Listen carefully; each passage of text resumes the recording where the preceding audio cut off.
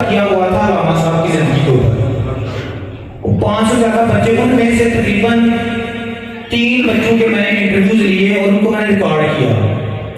اور چھوٹے چھوٹے بچے ہونے کے باوجود جس طرح وہ علامہ صاحب کے بارے میں بتا رہے تھے، میرا دل بڑا خوش ہوا. آپ کہتے ہیں کہ لوح پہ تو قلم پہ تو تیرا وجود ہر کتاب، گنبدے آبگینہ رنگ تیرے محیط میں حباب. یعنی لوح پہ تو قلم پہ تو، یعنی سب کچھ آپ صلی اللہ علیہ وسلم کے اختیارات میں ہے. اللہ تعالیٰ کی عطا سے اللہ تعالیٰ نے آپ کو اتنا نوازا کہ بزرگ کہتے ہیں بعد از خدا بزرگ تر قصہ یہی مختصر. یعنی زیادہ تفصیل بتانے کی ضرورت نہیں، لیکن معاملات کیا ہوئے کہ جس نے حقیقت بتانے کی کوشش کی وہی علامہ اقبال رحمۃ اللہ علیہ فتوے جاری کیے کہ آپ کافر ہیں. اللہ معاف کرے، بڑے بڑے اس وقت کے مدرسے، اگر نام لو تو دارالعلوم بھی اس میں شامل ہے، پریمی شریف کا مدرسہ بھی شامل ہے. ان کے اشعار میں انہوں نے لکھا بھی ہے اس کے بارے میں. افسوس یہ ہے کہ جس وقت اقبال زندہ ہیں انہوں نے قوم کو جھنجھوڑا ہے، انہوں نے نوجوانوں کو جھنجھوڑا ہے. وہ کہتے ہیں کبھی اے نوجوان مسلم تدبر بھی کیا تو نے، کبھی اے نوجوان مسلم تدبر بھی کیا تو نے، تجھے کس قوم نے پالا ہے کچل ڈالا تھا جس نے تاج سر ڈالا. یعنی تدبر لفظ کو کبھی غور کیا جائے، تدبر کا مطلب ہوتا ہے فکر کرنا. ہم لوگ فکر کرنا ہی چھوڑ گئے. اور نوجوانوں کو فکر کرنے کی دعوت دیتے ہیں. وہ قرآن پڑھتے ہیں، کیا ہم کچھ آنسو تک پڑھتے ہیں کہ حقیقت کیا ہے اور ہم کہاں پر ہیں.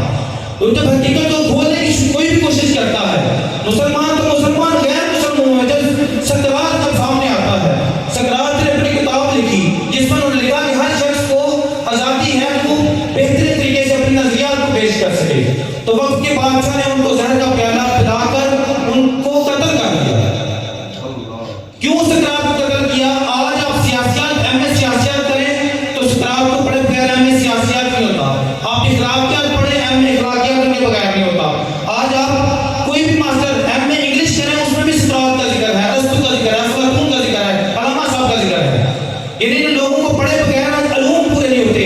ایم اے ایجوکیشن کریں، سکرات کو پڑھے بغیر ایم اے ایجوکیشن نہیں ہوتا.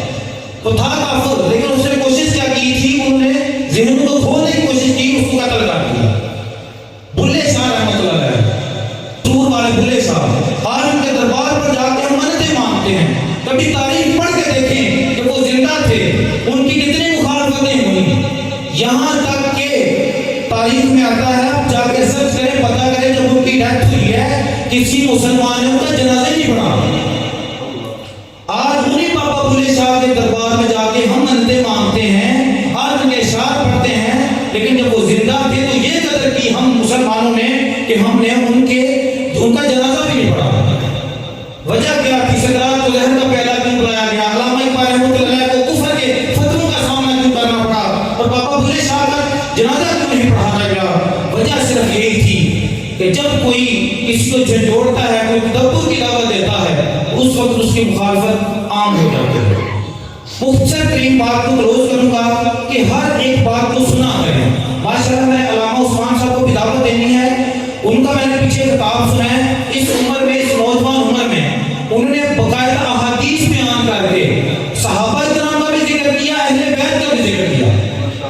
آج کچھ لوگ ایسے ہیں جو اہل بیت کا ذکر کرتے ہیں، صحابہ کا ذکر نہیں کرتے. کچھ صحابہ کا ذکر کرتے ہیں اور اہل بیت کا ذکر نہیں کرتے. لیکن مبارک ہوا اہل سنت والوں کہ ہم لوگ اللہ کا، اللہ کے رسول کا، صحابہ اکرام کا، اہل بیت کا، تمام اولیاء اکرام کا، سب کا عزت کرنے والے ہیں. صدائیں درودوں کی آتی رہیں گی، جنہیں تم سن کے دل شاد ہوتا رہے گا. خدا اہل سنت کو آباد رکھے، محمد کا میلاد ہوتا رہے گا. نعرہ تکبیر، نعرہ تکبیر، نعرہ رسالت، نعرہ حیدری، نعرہ تحقیر.